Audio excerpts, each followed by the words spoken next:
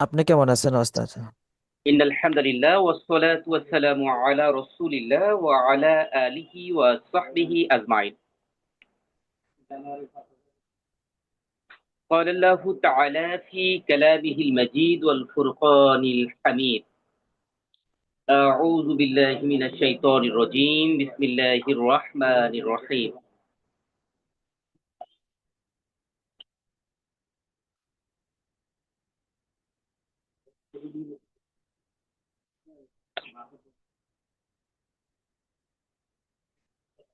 إنما يخشى الله من عباده العلماء. وقال تعالى في القرآن الكريم: إن الله وملائكته يصلون على النبي يا أيها الذين آمنوا صلوا عليه وسلموا تسليما. اللهم صل على محمد وعلى آل محمد كما صليت على إبراهيم وعلى آل إبراهيم إنك حميد مجيد. اللهم بارك على محمد وعلى آل محمد كما باركت على إبراهيم وعلى آل إبراهيم إنك حميد مجيد.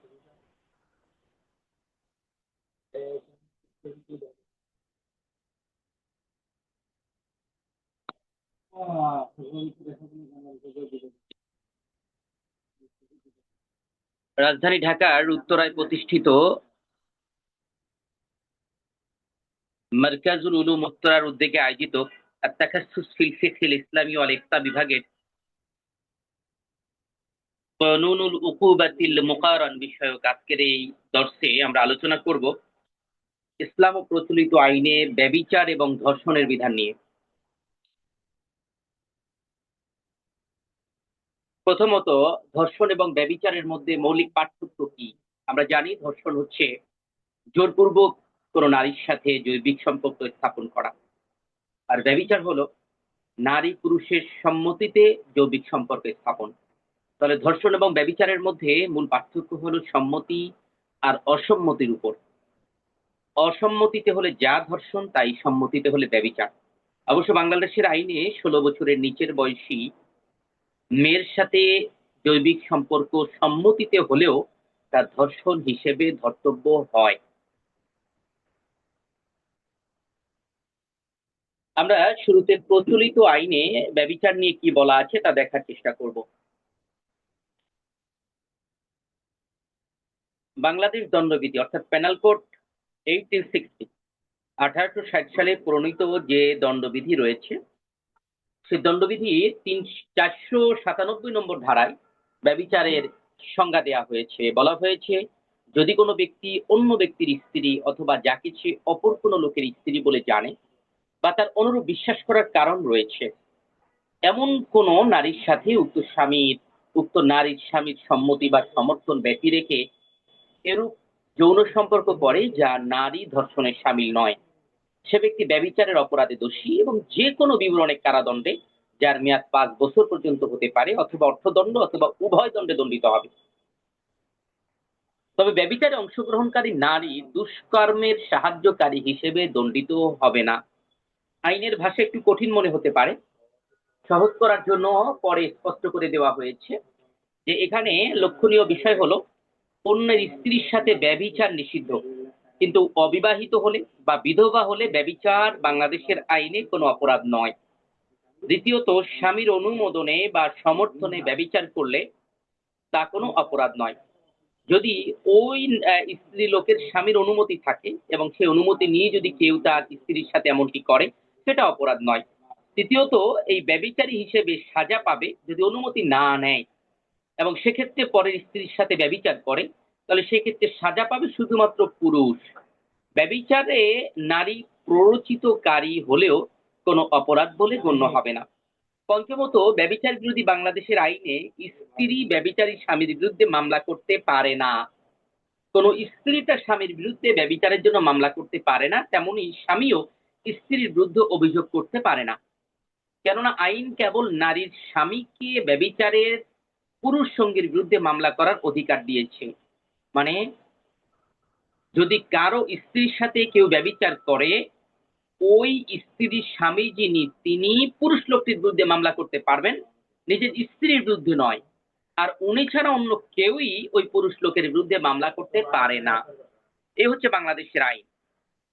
এই উপযুক্ত যে অদ্ভুত আইন আমরা দেখলাম, এটি কিন্তু বাংলাদেশের সংবিধানের সাথেও সাংঘর্ষিক। সংবিধানের একাধিক ধারার সাথে এটি সাংঘর্ষিক। যেমন স্বামীর অনুমোদনের পর পরপুরুষের সাথে এই বেশ্যাবৃত্তির পথকে এটা সুগম করেছে, যে স্বামী অনুমতি দিলে সে বেশ্যাবৃত্তিও করতে পারে। অথচ সংবিধানে এই বেশ্যাবৃত্তি বা গণিকা বৃত্তিকে অপরাধ হিসেবে সাব্যস্ত করা হয়েছে।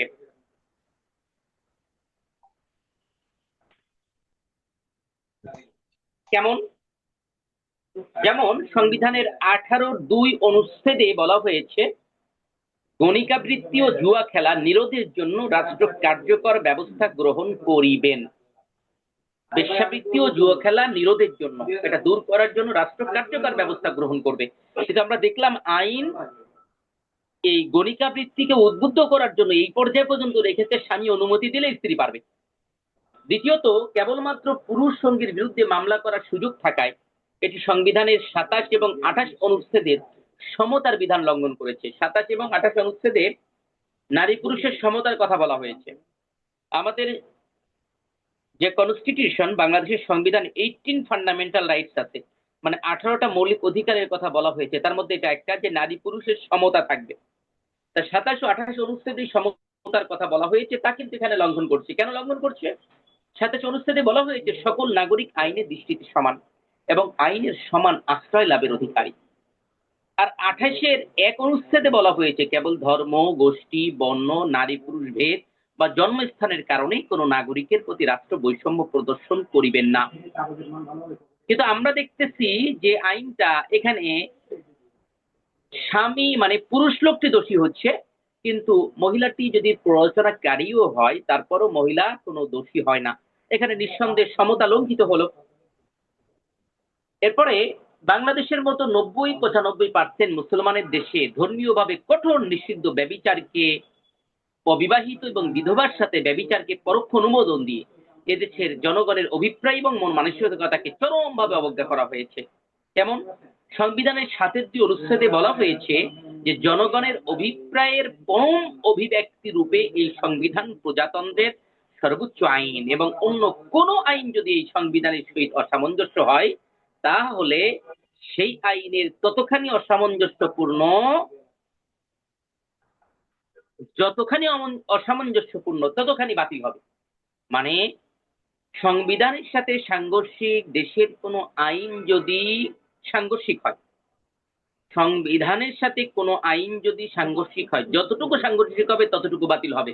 এই জন্য দেখবেন ক্ষমতাসীনরা সবসময় সংবিধানের দোহাই দেয় যে এটা সংবিধানে নেই, কারণ সংবিধানকে বলা হয় একটা দেশের প্রধান আইন। অন্যদিকে সংবিধানের 26 অনুচ্ছেদে বলা হয়েছে, মানে সংবিধানের 3য় ভাগে মৌলিক অধিকার বিধানাবলীর সহিত অসামঞ্জস্য সকল প্রচলিত আইন যতখানি অসামঞ্জস্যপূর্ণ এবং এই সংবিধান প্রবর্তন হইতে সে সকল আইনের ততখানি বাতিল হয়ে যাবে। রাষ্ট্র এই ভাগের কোন বিধানের সহিত অসামঞ্জস্য কোন আইন প্রণয়ন করবে না।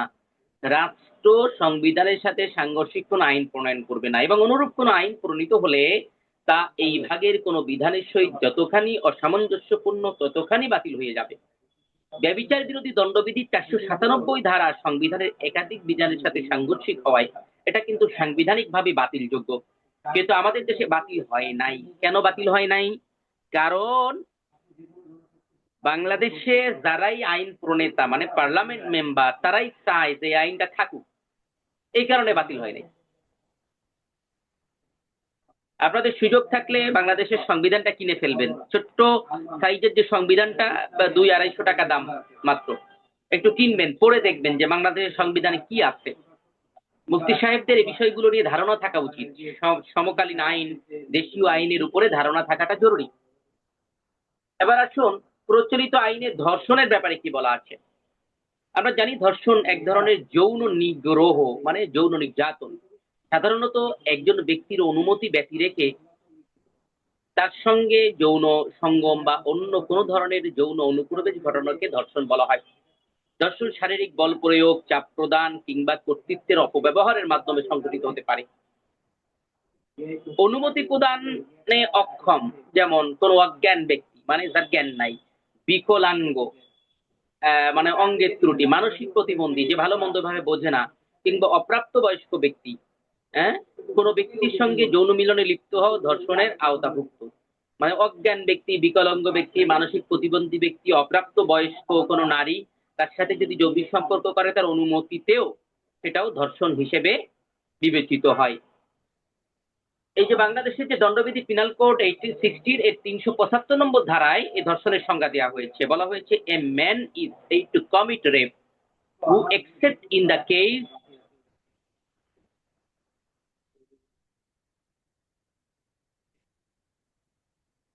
hereinafter accepted has sexual intercourse with a woman under circumstances falling under any of the five following descriptions: firstly, against her will; secondly, without her consent; thirdly, with her consent when her consent has been obtained by putting her in fear of death or of hurt; fourthly, with her consent when the man knows that he is not her husband, at that her consent is given because she believes that he is another man to whom she is or believes herself to be lawfully married; fifthly, with or without her consent when she is under 14 years of age. Explanation একটা ব্যাখ্যা দেওয়া আছে যে penetration is sufficient to constitute the sexual intercourse necessary to the offense of rape. একটা ব্যতিক্রম আছে, exception: sexual intercourse by a man with his own wife, the wife not being under 13 years of age is not rape. কি বলা হলো? অর্থটা হচ্ছে এমন যে নিম্নলিখিত পাঁচটির যে কোনো অবস্থায় পুরুষ লোক কোনো নারী বা স্ত্রী লোকের সহিত যদি যৌন সহবাস করে সে ধর্ষণ করেছে বলে গণ্য হবে। যেমন স্ত্রী লোকটির ইচ্ছার বিরুদ্ধে, মানে কোন নারীর ইচ্ছার বিরুদ্ধে যদি করে তাহলে ধর্ষণ হবে। স্ত্রী লোকটির সম্মতি ব্যতীত, তার সম্মতি ছাড়া যদি করে। তৃতীয়ত, স্ত্রী লোকটির সম্মতি ক্রমেই কিন্তু মৃত্যুর বা জখমের ভয়ভীতি দেখিয়ে যখন সম্মতি আদায় করা হয়, মৃত্যুর ভয় দেখানো হয় যে এই মেরে ফেলবো। বাংলাদেশে মাঝে মধ্যে পত্রপত্রিকায় দেখা যায় সাপের ভয় দেখিয়ে ধর্ষণ, তো এবার বন্দুকের ভয় দেখায়, চাকুর ভয় দেখায়, হ্যাঁ, দুই চারটা চড় থাপ্পড় মেরে এরকম ভয় দেখিয়ে যদি করে, সম্মতিও যদি দেয়, তারপরে সেটা ধর্ষণ হবে। 4 নম্বরে, স্ত্রী লোকটির সম্মতি ক্রমে কিন্তু পুরুষটা জানে যে সে স্ত্রী লোকটি এর স্বামী নয়, স্ত্রী লোকটি জানে পুরুষটি তার স্বামী, এভাবে স্ত্রী লোকটি ভুল করলে, কেমন রাতের আধারে স্ত্রী মনে করলো আমার স্বামী, কিন্তু আসলে সে স্বামী না, এই কারণে সে অনুমতি দিয়েছে, এরকমটা যদি ঘটে থাকে তাহলে সেটাও ধর্ষণ হিসেবে বিবেচিত হবে। পঞ্চমত, স্ত্রী লোকটির সম্মতি ক্রমেই কিন্তু সম্মতি ব্যতীত যদি স্ত্রী লোকটির বয়স 14 বছরের কম হয়, মানে মহিলা সম্মতি দিয়েছে, স্ত্রী মানে কিন্তু স্ত্রী, ওয়াইফ না, মানে নারী, লোকটির সম্মতি ক্রমেই কিন্তু সম্মতি ব্যতীত যদি স্ত্রী লোকটির বয়স 14 বছরের কম হয়, 14 বছরের কম যদি হয়, তাহলে সেটা ধর্ষণ হিসেবে বিবেচিত হবে।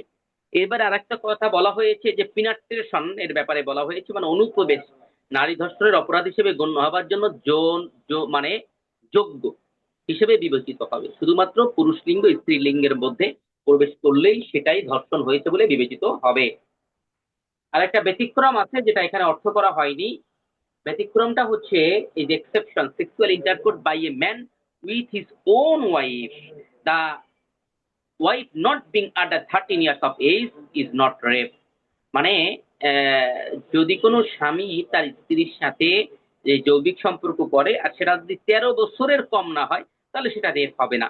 যদি 13 বছরের কম স্ত্রীও হয়, সেক্ষেত্রে স্ত্রীর সাথে যৌবিক সম্পর্ক করলে সেটা ধর্ষণ হিসেবে বিবেচিত হবে বাংলাদেশের আইনে। এবার বাংলাদেশের আইনে ধর্ষণের শাস্তি নিয়ে কি বলা আছে? বিশেষ আইন বলা হয়, আমরা একদম প্রথম অধ্যায়ে আলোচনা করেছিলাম যে এই পেনাল কোড এটা তো মূল আইন, এর বাইরে কিছু বিশেষ আইন আছে যেগুলো বিভিন্ন প্রয়োজনে করা হয়েছে। তাই বিশেষ আইনগুলো কিন্তু যদি পূর্বের আইন থাকে এরপরে বিশেষ আইন গঠিত হয়, তাহলে বিশেষ আইনগুলো প্রাধান্য পায়। এরকম একটি বিশেষ আইন হচ্ছে নারী ও শিশু নির্যাতন দমন আইন 2000। এর মতে যদি কোনো পুরুষ কোনো নারী বা শিশুকে ধর্ষণ করেন, তা হইলে তিনি মৃত্যুদণ্ডে বা যাবজ্জীবন সশ্রম কারাদণ্ডে দণ্ডনীয় হবেন এবং ইহার অতিরিক্ত অর্থদণ্ডেও দণ্ডনীয় হবেন। তবে ধর্ষণের শাস্তি কি? নারী ও শিশু নির্যাতন দমন আইন 2000 মতে ধর্ষণ করলে মৃত্যুদণ্ড হতে পারে। দ্বিতীয়ত অথবা যাবজ্জীবন কারাদণ্ড হবে এবং একই সাথে অতিরিক্ত অর্থদণ্ড হবে, মানে জরিমানা হবে। আর যাবজ্জীবন কারাদণ্ডটা কেমন যাবজ্জীবন কারাদণ্ড? সশ্রম কারাদণ্ড। আমরা আলোচনা করেছিলাম রিগোরিয়াস, মানে সশ্রম। সশ্রম মানে জেল খাটবে, সাথে কিছু কাজও করতে হবে। দ্বিতীয় ক্লাসে আমরা এটা আলোচনা করেছিলাম।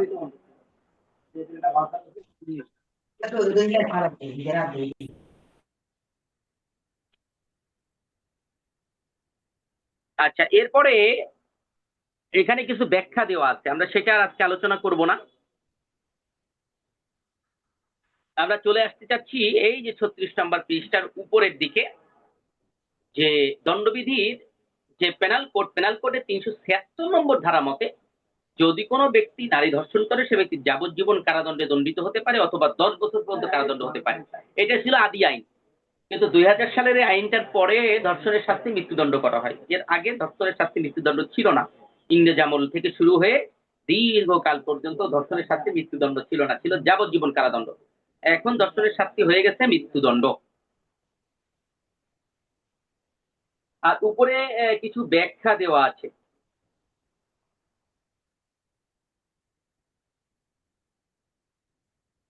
মানে ধর্ষণের এই শাস্তির কিছু ব্যাখ্যা দেওয়া আছে, এটি আপনারা নিজেরাই পড়ে নেবেন। তারপরে আসেন ব্যভিচার ও ধর্ষণ বিষয়ক ইসলামিক আইন। ব্যভিচার ও ধর্ষণ বিষয়ক ইসলামিক আইন নিয়ে আলোচনা করি। ইসলাম মানুষের জীবনাচার সুন্দর ও সুশৃঙ্খল করার জন্য 2 প্রকারের আইন আরোপ করেছে। যেমন ফিল দুনিয়া ও ফিল আখিরা। দুনিয়াতেও অপরাধের শাস্তির বিধান রেখেছে, আবার আখিরাতেও শাস্তির বিধান রেখেছে। ইসলাম ব্যভিচারের জন্য 2টা পদ্ধতি ফলো করেছে। শাস্তি ঘোষণার আগে ব্যভিচারের ব্যাপারে আগাম কিছু সতর্কতা জারি করেছে। সবই সুন্দর, এরকম সুন্দর না। যেমন ইসলাম ব্যভিচার রোধে যে কাজগুলো করেছে, শুরুতে ইসলাম বলেছে ব্যভিচারের কাছেও যাওয়া যাবে না। আল্লাহ তাআলা বলেছেন লা তাকরাবুজ জিনা, মানে ব্যভিচারের কাছেও যেও না। সূরা বানী ইসরাঈলের 32 নম্বর আয়াতে আল্লাহ তাআলা বলেছেন। তারপরে নবীর প্রকৃত আনুগত্যশীল হওয়ার জন্য না করার শর্ত আরোপ করা হয়েছে। আল্লাহ তাআলা বলে দিয়েছেন, হে নবী, ইমামদার নারীরা যখন আপনার কাছে এসে আনুগত্যের শপথ করে, তখন তারা আল্লাহর সাথে তাদের কাছে ওয়াদা নেবেন যে তারা আল্লাহর সাথে কাউকে শরীক করবে না, চুরি করবে না, ব্যভিচার করবে না। সূরা মুমতাহিনার 12 নম্বর আয়াতে বলা হয়েছে। তারপরে ব্যভিচারকে শাস্তিযোগ্য অপরাধ হিসেবে ইসলাম ঘোষণা করেছে। কি বলেছে? সূরা আল ফুরকানের 68 নম্বর আয়াতে, এবং যারা আল্লাহর সাথে অন্য উপাস্যের ইবাদত করে না, আল্লাহ যার হত্যা অবৈধ করেছেন, সঙ্গত কারণ ব্যতীত তাকে হত্যা করে না এবং ব্যভিচার করে না, যারা এই কাজ করে তারা শাস্তির সম্মুখীন হবে। যারা এগুলো করে তারা শাস্তির সম্মুখীন হবে, যারা করে না তারা তো ঈমানদার। তারপরে 4 নম্বরে বলা হয়েছে যে ব্যভিচারকারী নারী পুরুষ উভয়ে সমান শাস্তির উপযুক্ত। মানে এখানে নারী পুরুষের কোনো ব্যবধান নাই, নারী পুরুষের শাস্তিতে কোনো বৈষম্য নাই। তারপরে সূরা নিসার এই 16 নম্বর আয়াতে বলা হয়েছে, তোমাদের মধ্য থেকে যে 2 জন সেই দুষ্কর্মে লিপ্ত হয় তাদেরকে শাস্তি প্রদান করো। অবিবাহিত ব্যভিচারীদের শাস্তি ঘোষণা করেছে ইসলাম, যে প্রকাশ্যে 100 বেত্রাঘাত করতে হবে যদি অবিবাহিত হয়। বলা হয়েছে জানিয়াতু আয-জানি ফাজলিদু কুল্লু ওয়াহিদিম মিনহুমা মিয়াতা জালদা। মানে হলো ব্যভিচারিণী নারী বা হোক বা পুরুষ হোক, তাদের প্রত্যেকে 100 করে বেত্রাঘাত করবে। এবং এই আয়াতটি যদি আমরা দেখি সূরা নূরের 2 নম্বর আয়াত পরিপূর্ণ দেখলে আমরা দেখতে পাই আল্লাহ তাআলা এরপরে বলছেন, আল্লাহর বিধান কার্যকরণে তাদের প্রতি যেন তোমাদের মনে দয়ার উদ্রেক না হয়। যদি তোমরা আল্লাহর প্রতি এবং পরকালের প্রতি বিশ্বাসী হয়ে থাকো, মুসলমানদের একটি দল যেন তাদের শাস্তি প্রত্যক্ষ করে। এই ব্যভিচারের শাস্তিটা দিতে হবে প্রকাশ্যভাবে। কিছু মানুষ যেন এটা দেখে। আমাদের দেশে দেখবেন ফাঁসি কার্যকর করা হয়, কেউ দেখতে পারে না, গোপনে হয়। আদালতের যে কার্যক্রম তাও প্রকাশ্য না। আন্তর্জাতিক অপরাধ ট্রাইব্যুনালের কিছু কার্যক্রম অন্তর্বর্তীকালীন সরকারের সময় ওপেন করা হয়েছিল, কিন্তু এর আগে যাবতীয় কার্যক্রম সবই পর্দার আড়ালে ছিল, প্রকাশ্যে ছিল না। কিন্তু ইসলাম বলে যে অপরাধের শাস্তিগুলো প্রকাশ্যে দিক। কেন? তাতে মানুষের হৃদয়ে ভয় তৈরি হবে, তার অপরাধ থেকে দূরে সরে যাওয়ার ব্যাপারে উদ্বুদ্ধ হবে। ব্যভিচারিত মানে ব্যভিচারকারী যদি বিবাহিত হয় তাহলে তার শাস্তি কি? তাহলে তার শাস্তি হলো রজম করা, মানে পাথর মেরে তাকে হত্যা করতে হবে।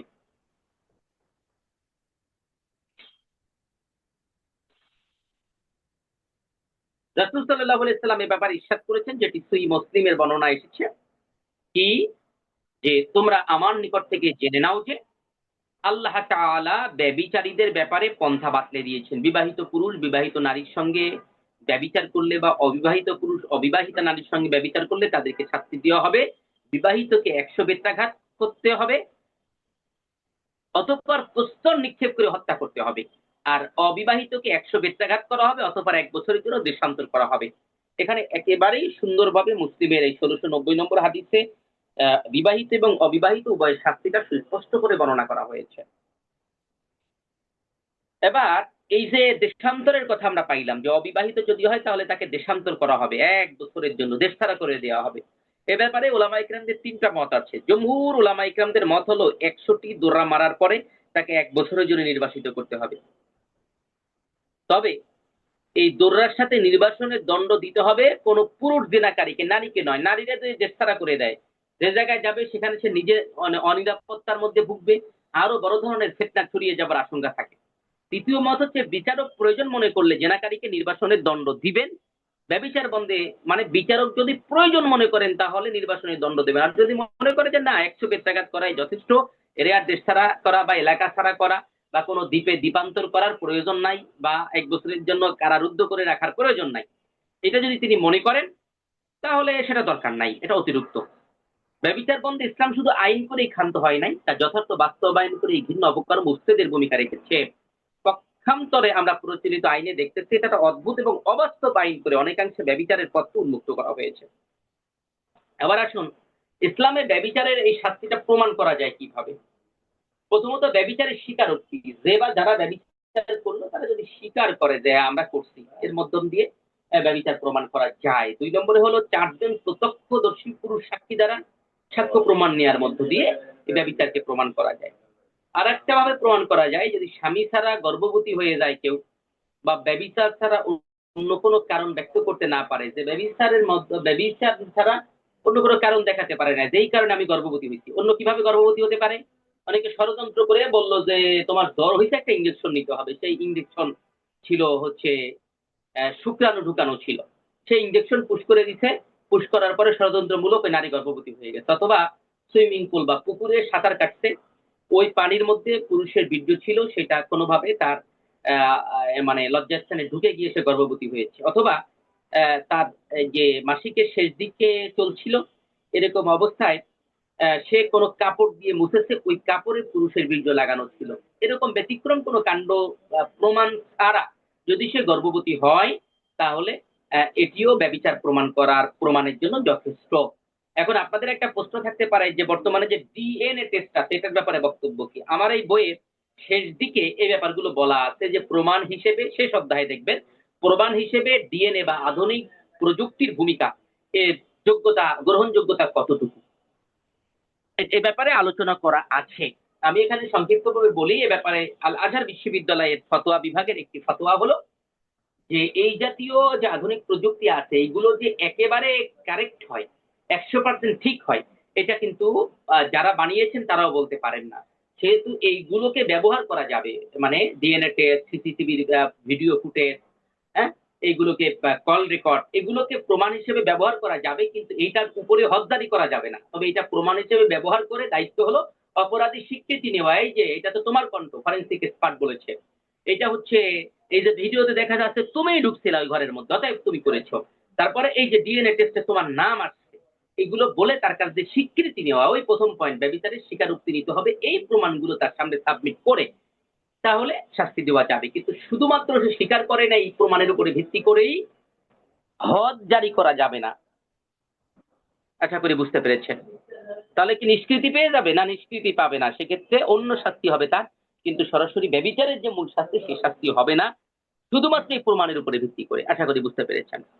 তো ইসলামে ধর্ষণের শাস্তি কি? এবার আসি, আমরা ব্যভিচার তো বুঝলাম। ইতিপূর্বে ব্যভিচারের শাস্তির বিধান আমরা আলোচনা করেছি, যেখানে ব্যভিচারের কঠোর শাস্তির কথা বলা হয়েছে। সুতরাং ব্যভিচারের শাস্তির মাধ্যমে ধর্ষণের শাস্তিটা জানা যায়। ধর্ষণকারী যদি বিবাহিত হয় তাহলে তাকে ১০০ দোররা দিয়ে প্রকাশ্যে পাথর মেরে হত্যা করা হবে, আর অবিবাহিত হলে তাকে 100 বেত্রাঘাত করা হবে এবং 1 বছরের জন্য দেশান্তর বা জেলবন্দি করা হবে। যদি ধর্ষণের সাথে আরো কোনো অতিরিক্ত শারীরিক নির্যাতন করে, তাহলে শাস্তির মাত্রা বিচারক কর্তৃক নির্ধারিত হবে তাজির হিসেবে।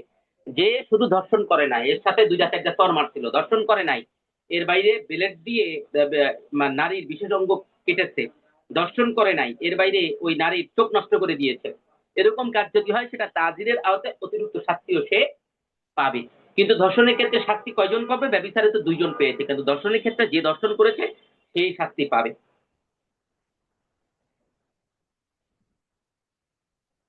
তা আমাদের আজকের আলোচনা এই পর্যন্তই। ইসলাম ও প্রচলিত আইনের সমকামিতা নিয়ে ইনশাল্লাহ আমরা আগামী সপ্তাহে আলোচনা করব। আজকের আলোচনার উপরে আপনাদের কারো যদি কোনো প্রশ্ন থেকে থাকে করতে পারে। ক্লাসে উপস্থিতি একটু কমই মনে হচ্ছে, রমজান মাস একটু কম মনে হয়। জি মোহতারাম ওস্তাদ, ওই ধর্ষণ বা ব্যভিচারের শাস্তি প্রদান ক্ষেত্রে বলা হলো প্রত্যক্ষ দোষী হতে হবে, তো প্রত্যক্ষ দোষী দ্বারা আসলে কি বোঝাচ্ছে? যে প্রত্যক্ষদর্শী মানে স্বচক্ষে দেখেছে এরকম সাক্ষী। প্রত্যক্ষদর্শী মানে স্বচোখে দেখা সাক্ষী। একজনরা করতেছিল বা একজনরা যারা দেখছে দর্শন চলতেছিল, সেই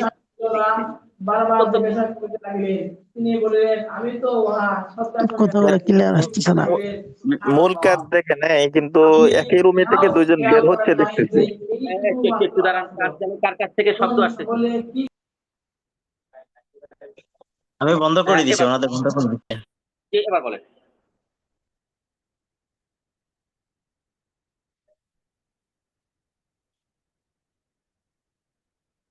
জি, কিছু বলছিলেন?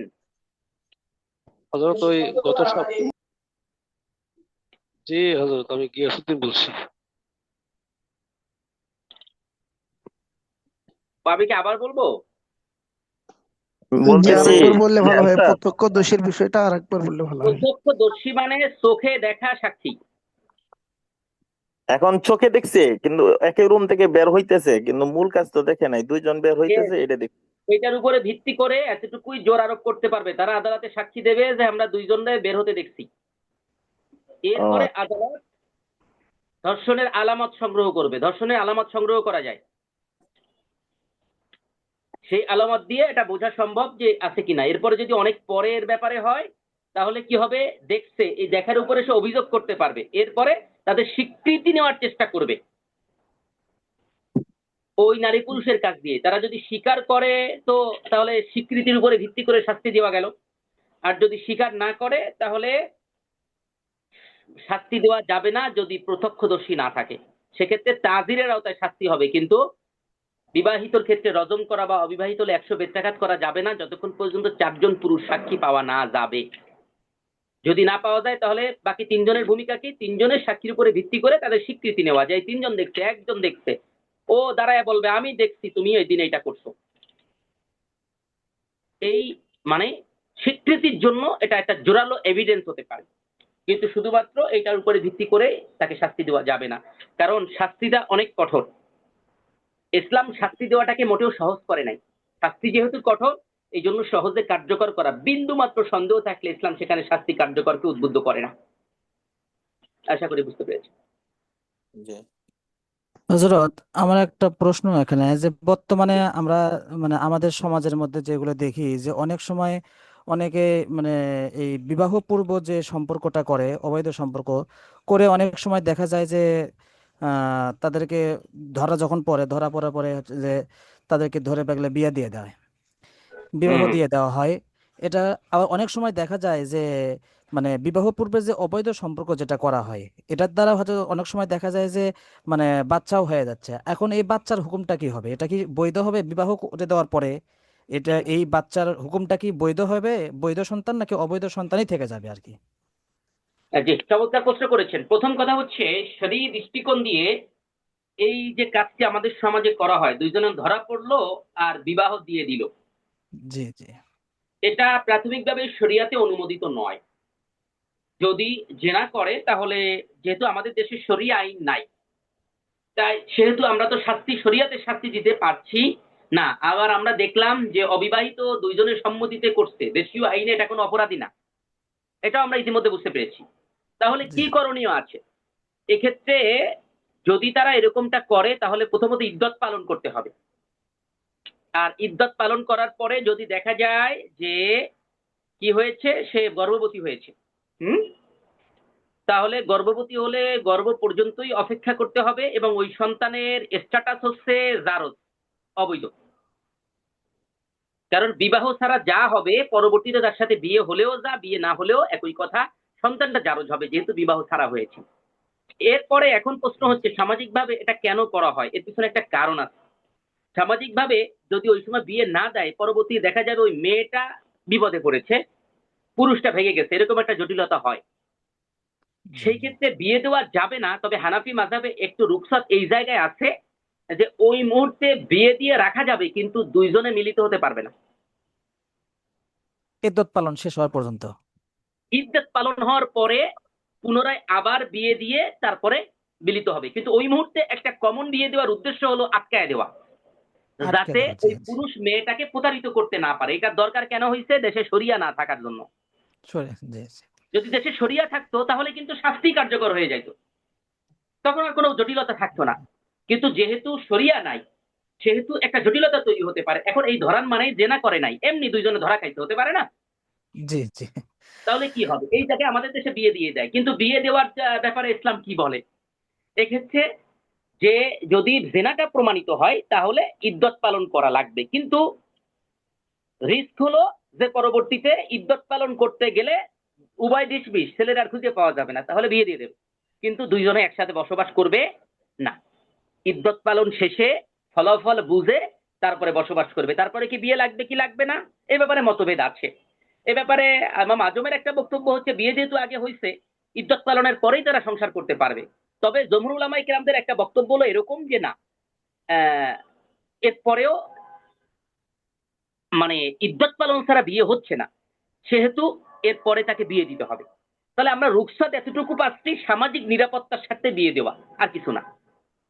তাহলে স্বাভাবিকভাবে বিয়ে হবে না। আমরা যদি জমহুর উলামায়ে কেরামদের বক্তব্য দেখি, স্বাভাবিকভাবে ওই সময় বিয়ে দিলে ইদ্যত ছাড়া বিয়ে হবে। ইদ্যত ছাড়া কখনোই বিয়ে হয় না, সেটা এই ধরা খাওয়া দিয়ে হোক আর তালাকের পরে হোক। তালাক, ইদ্যত জি ছাড়া কোনোভাবে বিয়ে শুদ্ধ হবে না। তালাকের ক্ষেত্রে একই কথা, এই জেনা ধরা পড়ার পরে একই কথা। তাহলে বিয়ে শুদ্ধ হবে না, তাহলে কি? তাহলে অপেক্ষা করতে হবে, অপেক্ষা করার পরে বিয়ে হবে। কিন্তু সামাজিক নিরাপত্তার স্বার্থে তারা একটা বিয়ে দেওয়ার অনুমতি হানাফি মাযহাবে পাওয়া যায়। এটা হলো সামাজিক নিরাপত্তার স্বার্থে, কট করার জন্য, ধরে রাখার জন্য, আর কিছু না। আশা করি বুঝতে পেরেছি। জি ইনশাআল্লাহ, মাশাআল্লাহ। জি খুবই গুরুত্বপূর্ণ, যেটা সমাজে না, এখন এটা মানে খুব কিন্তু এই বেশি হচ্ছে ঘটনাটা এই ঘটছে জিনিস। আমাদের সমাজে। আপনি যখন এরকম ধরা পড়ছে বিয়ে দিচ্ছেন না, তখন তো ঝামেলা হয়ে যাচ্ছে আমাদের সমাজে, হয়ে যায়, জি জি। হয়ে যাচ্ছে, আসলেই হচ্ছে। পরবর্তীতে ওই ছেলেটা কোথাও খুঁজে পাওয়া যাবে না, মেয়েটা এই বদনাম নিয়ে ঘুরে বেড়াবে, যদি অপরাধী দুইজনই। এমনি তো ইদ্যত দুইজনই পালন না অপরাধী। হলে কি কাজ, তা বিয়ে তো এই হচ্ছে না ক্ষেত্রে নাকি? আমরা ফতোয়া কি দেবো? আমরা ফতোয়া দেওয়া ঠিক আছে, বিয়ে দিয়ে দেন, দেওয়ার পরে বলবো বিয়ে ভালো, কিন্তু মেয়ে মেয়ের বাপের বাড়ি থাকবে, ছেলে ছেলের কাছে থাকবে, 3 মাসের মধ্যে কোনো যোগাযোগ হবে না। 3 মাস পরে আবার বিয়ে হওয়ার পড়াবো আনুষ্ঠানিকভাবে, তারপরে তোমরা সংসার করবা। ঠিক হেকমাতান এভাবে আমাদের কাজ করতে হবে, যদি রিস্ক থাকে। আর যদি রিস্ক না থাকে, অনেক সময় থাকে না গার্ডিয়ান উভয় পক্ষ মিলে বা যারা ধরা পড়ছে এদের আসলে ভেগে যাওয়ার সুযোগ নাই, তাহলে এই বিয়ের দরকারই নাই, এটা অমূলক বিয়ে। তাহলে সেক্ষেত্রে ওই জায়গায় এটা লিখিত হবে যে হ্যাঁ, 3 মাস পরে এত তারিখ দুইজনে কাজী অফিসে গিয়ে বিবাহ বন্ধনে আবদ্ধ হইবে, এত টাকা মোহরানা ধার্য হইবে, একটা লিখিত থাকবে। আশা করি বুঝতে পেরেছেন। জি মাশাআল্লাহ। জি মহতারাম, আরেকটা বিষয় ছিল, সেটা হলো আর যে হলো ওই বর্তমান সমাজে দেখা যায় পরকে করে একজনের স্ত্রীকে আর একজন ভাগায় নিয়ে আসে বিয়ে করতেছে। হ্যাঁ, আর উপস্থিত এই সময় বিবাহ পড়ায় দিলে পূর্বের স্বামী তালাক না দেওয়া পর্যন্ত তাদের বিবাহ তো বৈধ হচ্ছে না। না, কোনোভাবে বিবাহ বৈধ হবে না, এর আগ পর্যন্ত জেনা হিসেবেই সাব্যস্ত হবে। আর যদি পূর্বের স্বামী তালাক দিয়ে দিচ্ছে, কিন্তু তারা ওই যে বিবাহ করে রাখছে, ইদ্যত পালন করেনি, বিবাহ করেনি, কিন্তু এভাবেই বছর পার হয়ে গেছে। বছর পার হয়ে যাওয়ার পরেও তাদের সম্পর্কটা কি হবে ইদ্যতের সময় পার আমি হওয়ার বুঝি পরে? না, একটু একটু একটু ক্লিয়ার করে বলতে হবে। বলছি যে এই যখন পরকে করে আরেকজন স্ত্রীকে নিয়ে এসে বিবাহ করলো, করার পরে সে পূর্বের স্বামীও তালাক দিছে, কিন্তু তাই ইদ্যত পালন করার আগেই বিবাহ করছে, কিন্তু এখন ইদ্যত পালনের যে সময়টা 4 মাস বা 3 মাস এটা পার হয়ে যাওয়ার পরে তাদের 4 বছর মারা যাওয়ার সম্পর্কের ক্ষেত্রে হুকুম কি? 3 মাস, হ্যাঁ। তাদের আর সম্পর্কের হুকুম কি গর্ভবতী হবে? হলে 5 প্রসব পর্যন্ত। আপনি কি এমন প্রশ্ন করছেন কিনা আমার কাছে একটু মানে কথাটা ক্লিয়ার আমি বুঝতে পারছিলাম না। যে এরকমটা হয়েছে যে স্বামী কি তালাক দিছিল না তালাক দেয় নাই, এটা আমারে বলেন আগে। পরবর্তীতে স্বামী তালাক দিয়ে দিছে। পরে তালাক দিছে, মানে স্ত্রী আর একজনের সাথে ভাগিয়া যাওয়ার পরে স্বামী এই দৃশ্য থেকে স্ত্রীর তালাক দিল নাকি? জি জি হুম। এই উত্তরটা আগের উত্তরের মতনই। এই অবস্থায় স্বামীকেও তালাক দেওয়ার জন্য এটা যথেষ্ট কারণ। স্বামী তালাক দিতেই পারে, যেসব কারণে শরীরভাবে তালাক দেওয়া যায় তার মধ্যে এটা অন্যতম কারণ। কারণগত দিক দিয়ে এটা 1 বা 2 এর মধ্যে স্থান পেয়েছে। স্বামী তালাক দিয়ে দিল তারে, বা তালাক দিতে পারছে। স্বামী কিন্তু তালাক না দিয়েও পারবে। প্রথম কথা, যেহেতু এই জায়গায় আরেকজনের সাথে চলে গেছে মানে হলো তার সাথে তার জেনার অপরাধ হয়েছে। এখন স্বামী চাইলেও স্ত্রীকে রেখেও দিতে পারে, আবার স্বামী চাইলে তাকে তালাক দিতে পারে। যেহেতু শরিয়া আদালতে এই বিবাহিত স্ত্রী রজম করে হত্যা করার কথা ছিল, শরিয়া আদালত নাই, অতএব তার কিন্তু শাস্তি হচ্ছে না। তা শাস্তি জি যেহেতু হচ্ছে না, আমরা দেশীয় আইন করে ইতিমধ্যে বুঝতে পেরেছি, তাহলে স্বামী তারে তালাক দিতে পারে বা রেখে দিতে পারে। আচ্ছা, এবার স্বামী তালাক দিল, জি স্বামী তাকে তালাক দিল, তালাক দেওয়াটাই উত্তমতা এই জায়গায়। তা স্বামী তাকে জি তালাক দিল, তা তালাক দেওয়ার পরে কি হবে? তালাক দেওয়ার পরে ওই যার সাথে ভেগে গেছে ওখানে তাকে ইদ্যত পালন করতে হবে, তার সাথে সে যাইতে পারবে না। এবং এর মধ্য দিয়ে তথাকথিত কোনো পালায়া যে কোনো বিবাহ যদি করেও বসে সেটাও বিয়ে হবে না। ইদ্যত পালনের পরে নতুন করে ওই ব্যক্তির সাথে তার বিবাহ দিতে হবে। ইদ্যত পালনের পরেও বিবাহ হয়নি, কিন্তু আগের মতো সংসার ওইভাবে চলতেছে, বাকি সবাই বুঝতেছে আর কি যে তারা বিবাহিত।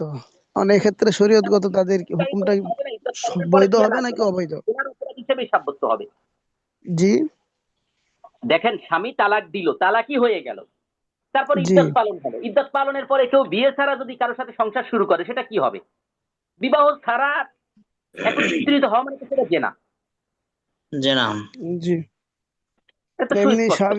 স্বাভাবিকভাবে এমনি যেটা শোনা যায় যে দুইজন স্বামী স্ত্রী যদি একে অপরকে, যারা বালেগ আর কি, বালেগ বানেগা, যেখানে পিতা মাতার উভয়ের কোনো জোর জবরদস্তি নাই, জবর করতে পারে না, এরকম হুম। ক্ষেত্রে নাকি যারা পরস্পর নিজেরা যদি কয়েকজন সাক্ষীর উপস্থিতিতে একজন আরেকজনের কাছে নিজের এরকম তুলে দেয় যে আমি আমার নফসকে তোমার কাছে তুলে দিলাম, উভয় স্বীকারোক্তি দেয়, যদি সাক্ষী থাকে তাহলে নাকি বিবাহ হয়ে যায় স্বাভাবিকভাবে। জি, বিবাহের জন্য মূল রোকন আপনাদের খেয়াল আছে, ইজাব এবং কবুল। জি প্রথমত, স্বামী যদি স্ত্রীকে প্রস্তাব দেয়, মানে কোনো পুরুষ কোনো নারীকে প্রস্তাব দিল যাদের অন্য কোনো অন্তরায় নাই, মানে কেউ কারো বহু না বা কেউ কারো মানে অন্য জীবনের সাথে সম্পর্কিত কোনো শরীয় অন্তরায় নাই, সেক্ষেত্রে প্রস্তাব দিল, কবুল বলল, হ্যাঁ, তারপরে জি এটা শুদ্ধ হওয়ার জন্য কি কি দরকার? 2টা জিনিস দরকার। একটা হচ্ছে মহরানা, আর একটা হচ্ছে তার চেয়েও আগের কাজটা হচ্ছে সাক্ষী, 2জন পুরুষ সাক্ষী। সেক্ষেত্রে জি এই সাক্ষী যে কোনো সাক্ষী হলেই হয়ে যাবে। সাক্ষীদের স্ট্যাটাস আছে, যে কোনো সাক্ষী মানে তারা মুসলমান হতে হবে, সাবালক হতে হবে, এই জি জাতীয় সাক্ষী জানায়া দেওয়া। এ জানায়া দিলে বিবাহ শুদ্ধ হয়ে যাবে। তাহলে তো আমাদের বর্তমানে যেগুলা পরকীয়া করে বের হয়ে আসতেছে, স্বামী তালাক দেওয়ার পরে ইদ্যত পালন হওয়ার পরে স্বাভাবিক যে সম্পর্কগুলো আমরা দেখতেছি আর কি, এটা তো মোটামুটি এরকমই নাকি? ইদ্যত পালনের পরে, আমি আবারও বলছি, ইদ্যত পালনের পরে যদি পরকীয়া হয়, পরকীয়া হলে সেই প্রেমের গুণা তো তার হবে। ইদ্যত পালনের জি পরে তার পরকীয়া হয় না। ইদ্যত পালনের জি পরে তো সে পরকীয়ার প্রশ্ন হচ্ছে আরেকজনের সাথে এঙ্গেজ থাকা। জি সে তো সারাসারি হয়ে গেল, তার পরকীয়ার প্রশ্ন না, সে আগের স্ট্যাটাসে ফিরে গেল। জি আগের জি স্ট্যাটাস এখন থেকে যদি ফিরে যায়, তাহলে সেক্ষেত্রে যে অবৈধ সম্পর্ক করে, অবৈধ সম্পর্কের গুণা হবে। কিন্তু যদি তারা কাজী অফিসে গিয়ে সাক্ষী রেখে বিয়ে করে, বিয়ে হয়ে যাবে। উম, এটা আর কি। এরকম অনেক আছে যাদের মানে ওই যে স্বামী তালাকে দেয় নাই কিন্তু চলে গেছে, তাদের তো পরিপূর্ণ জেনা জেনে হবে। নেই। আমি তালাক দেয় নাই, চলে গেছে, যতক্ষণ পর্যন্ত ইদ্যত পালন ছাড়া এর জাতীয় কাজ করলে সেটা জেনা হিসেবে ধর্তব্য হবে। কিন্তু এটা তো ক্লিয়ার। সারা জি জি। সারা জীবন জানাকার। কিছু কিছু বাচ্চা কাচ্চা সব স্বামী আছে যে চালাক, যে আমি তালাক দিব না, তোরা যা পারিস কর। আছে, না না, এমন আছে তালাকের কথা। পদ্ধতিগত দিকটা ভিন্ন রকম। আছেন, তালাকের পদ্ধতিগত ভিন্নটা, তালাক কয় ভাবে হয়। পরবর্তী উস্তাদ যুক্ত হয়েছেন কিনা আমাকে একটু জানাবেন, আমি আবার তার সময় নষ্ট করে দেওয়াটা খারাপ হবে। আসসালামু আলাইকুম ওয়া রাহমাতুল্লাহি ওয়া বারাকাতুহু। জি মুহতারাম, জি যুক্ত হয়েছি। উস্তাদ যুক্ত হয়েছেন, জি, তাহলে আজকে আর আগাবো না, আজকে আর আগাবো না। জি ইনশাল্লাহ। জি, ঠিক আছে, ইনশাআল্লাহ। আল্লাহ তাআলা নিরাপদে রাখুন। আসসালামু আলাইকুম ওয়া রাহমাতুল্লাহ।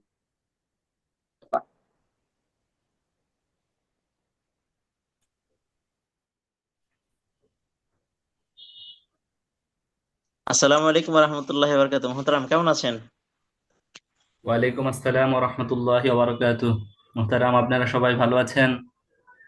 জি আলহামদুলিল্লাহ, আল্লাহ আলহামদুলিল্লাহ, আমরা ভালো আছি। আপনি ভালো আছেন? জি আলহামদুলিল্লাহ। আল্লাহ ভালো রাখছে। জি।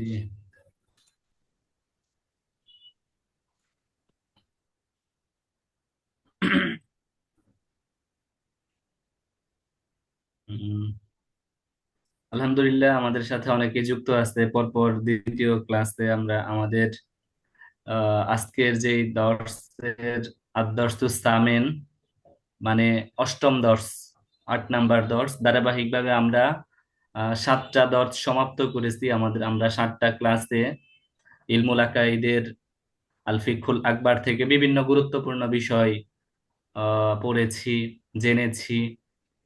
সেই ধারাবাহিকতায় আজকে আমাদের 8 নাম্বার দর্স। যেহেতু সময় হয়ে গেছে এবং আশা করি আমাদের আহ, অনেক উলামায়ে হজরত আমাদের সাথে সংযুক্ত আছেন, অনেক সংখ্যক। এই কারণে আমরা আর বিলম্ব না করে মূল ক্লাসটাই শুরু করে দেই, কি বলেন? জি ইনশাল্লাহ। এখন হয়তো বলে রাখি আমি ওই গত আচ্ছা, ক্লাসের তাহলে আমি গত যে স্ক্রিন শেয়ার করে দিয়েছি এবং গত ক্লাস উভয়টাই পাঠিয়ে দেওয়া হয়েছে। স্ক্রিনটা আমি পাইনি হজরত আমরা। আপনাদের সাথে আহ, আর আর আর দেখা যাচ্ছে কিনা। আর আমি বলছিলাম ওই যে প্রথম এফতেতাই ক্লাসটা পড়াইবার লেগে।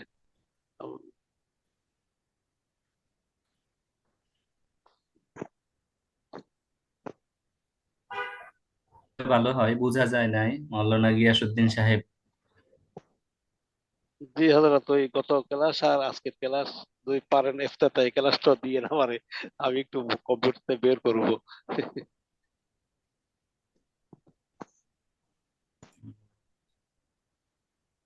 হ্যালো। জি। জি।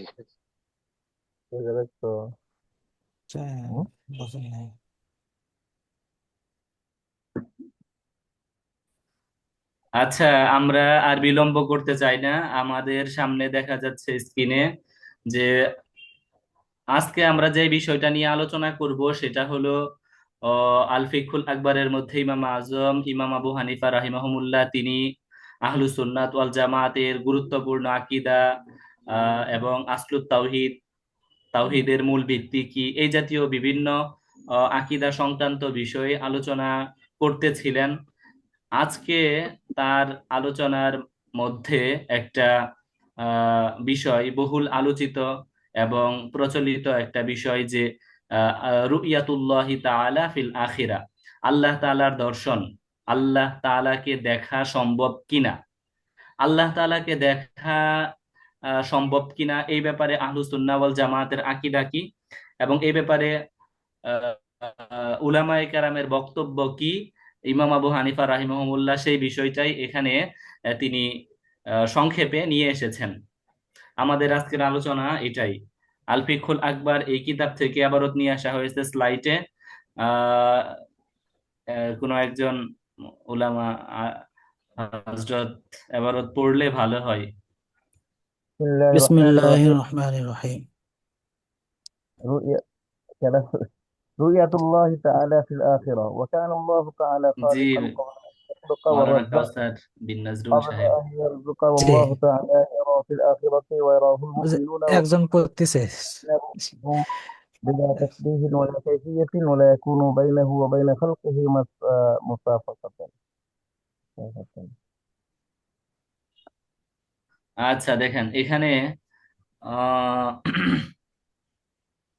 যে এবারত থেকে আমরা অনেকেই বুঝতে পেরেছি যে ইমাম আবু হানিফা রাহিমাহুল্লাহ তিনি বলতেছেন, ওয়াকান আল্লাহু তাআলা খালিকান ক্বাবলা আন ইয়াখলুকা ওয়া রাযিকান ক্বাবলা আন ইয়ারযুকা, যে আল্লাহ তাআলা তিনি সৃষ্টি করার পূর্ব থেকেই, কোন জিনিস সৃষ্টি করার পূর্ব থেকেই তিনি স্রষ্টা। আমরা আগে থেকেই জানি এবং বিগত ক্লাসেও আলোচনা হয়েছে যে পৃথিবী সৃষ্টি করার পূর্বেই আসমান জমিন যা কিছু আছে সবকিছু সৃষ্টি করার পূর্ব থেকেই আল্লাহ তাআলা স্রষ্টা। তার এর মানে হলো যে খালিকিয়াত, সৃষ্টি করার যেই একটা গুণ, একটা একটা সিফাত, এই সিফাতটা আল্লাহ তাআলার জাতের সাথে সংশ্লিষ্ট। এটা হলো সিফাতে জাতিয়া। যার কারণে বলা হয় যে এগুলা আল্লাহ তাআলার একটা বিশেষ গুণ, যে তিনি সবকিছু সৃষ্টি করার পূর্ব থেকেই সৃষ্টিকর্তার গুণে গুণান্বিত। ওয়া রাযিকান ক্বাবলা আন ইয়ারযুকা, এবং রিজিক দেওয়ার পূর্ব থেকেই তিনি রাজ্জাক। আল্লাহু তাআলা ইয়ারা ফিল আখিরা, বা আল্লাহ তাআলা ইউরা ফিল আখিরা, আল্লাহ তাআলাকে আখিরাতে দেখা যাবে। ওয়া ইয়ারাহুল মুমিনুনা, মুমিনরা তাকে দেখবে। অহুম ফিল জান্নাতি, এমত অবস্থায় তারা জান্নাতে, মুমিনরা আখিরাতে যখন জান্নাতে যাবে, জান্নাতে মুমিনরা আল্লাহ তাআলাকে দেখবে। কিভাবে দেখবে? বিআয়ুনি রুউসিহিম, সরাসরি তাদের চোখ দ্বারা। বিআয়ুনি রুউসিহিম, সরাসরি তাদের চোখ দিয়ে আল্লাহ তাআলাকে দেখবে। বিলা তাসবিহিন, কোনো তাসবিহ সাদৃশ্যতা ছাড়াই, ওয়ালা কাইফিয়াতিন, কিংবা কোনো কাইফিয়াত ছাড়াই, মানে আল্লাহ তাআলাকে সরাসরি দেখবে। আল্লাহ তাআলার যে সিফাত, যেই জাত আছে, সেই জাতে আল্লাহ তাআলাকে দেখতে পাবে জান্নাতীরা। এখানে কোনো সাদৃশ্যতা ছাড়াই, কোনো কাইফিয়ত কিংবা কোনো আকার আকৃতির অনুগামী হওয়া ছাড়াই। ওয়ালা ইয়াকুনু বাইনাহু ওয়া বাইনা খালকিহি মুসাফাতুন, এবং আল্লাহর মাঝে এবং জান্নাতের মুমিনদের মাঝে মাঝখানে কোনো দূরত্ব থাকবে না, তারা সরাসরি আল্লাহ তাআলাকে দেখতে পাবে। এতটুকু হলো ইমাম আবু হানিফা রাহিমাহুল্লাহর কিতাব আল ফিকহুল আকবরের ইবারত। আমরা এই যে যে একটা আকীদা, যে বলা হলো আহলুস সুন্নাত ওয়াল জামাতের আকীদা হলো আখিরাতে তথা জান্নাতে আল্লাহ তাআলাকে দেখা সম্ভব। এই আকীদার উপর কুরআন হাদিস এবং আহলুস সুন্নাহ ওয়াল জামাতের উলামায়ে কেরাম সকলেই একমত। কুরআন হাদিসেও দলিল আছে, আহলুস সুন্নাত ওয়াল জামাতের উলামায়ে কেরামদের নিকটও দলিল আছে, আদিল্লা আছে, যে আল্লাহ তাআলাকে দেখা একেবারে মানে জান্নাতে দেখা সম্ভব, এই ব্যাপারে দলিল আছে। এই আমরা দলিল নিয়ে আসছি, এখানে দেখেন, আদিল্লাতু রুইয়াতিল্লাহি তাআলা ফিল জান্নাহ, জান্নাতে আল্লাহ তাআলাকে দেখার দলিল। আসলে জান্নাতে আল্লাহ তাআলাকে দেখা, এটা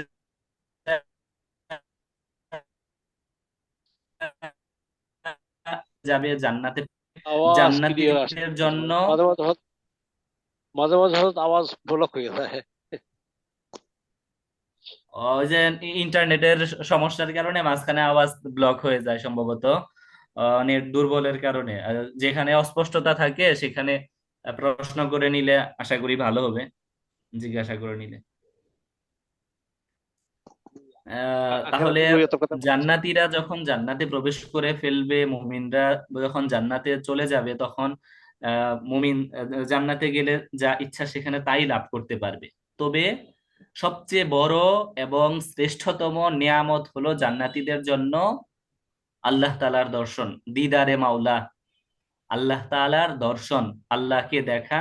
এটা হলো সবচেয়ে শ্রেষ্ঠতম নিয়ামত। সাবিতাতুন বিল কিতাবি ওয়াস সুন্নাহ, এই রুইয়াতুল্লাহি তাআলা ফিল জান্নাহ, এই আকীদাটা কিতাব এবং সাব্যস্ত। ওয়া ইজমাই আহলি সুন্নাহ, আহলুস সুন্নাত উলামায়ে কেরামের ইজমা দ্বারাও প্রমাণিত। কিভাবে? হাইসু ইয়াকশিফুল্লাহুল হিজাবা, আল্লাহ তাআলা পর্দা উঠিয়ে ফেলবেন। ফায়ারাউনাহু আয়ানান ওয়াজিহান, তারা সুস্পষ্টভাবে সচক্ষে আল্লাহকে দেখতে পাবে। বিলা দাইমিন ওয়ালা জাহমাতিন, কোন ধরনের কষ্ট ছাড়াই, চোখের ভ্রম ছাড়াই তারা আল্লাহকে স্পষ্টভাবে দেখতে পাবে। কাশামসি, সূর্যের মতো। সূর্যকে সরাসরি দেখলে, সরাসরি চোখে সূর্যকে দেখাটা অনেক সময় কষ্টকর হয়ে যায়। যখন আলোটা ক্ষীণ থাকে, সূর্যের আলোটা যখন ক্ষীণ থাকে, দুর্বল থাকে, তখন সূর্যকে দেখা কষ্টকর না। আল্লাহকে জান্নাতে মুমিনরা দেখতে পাবে বিনা কষ্টে, তাদের চোখের মধ্যে কোনো সমস্যা কিংবা কষ্ট হবে না।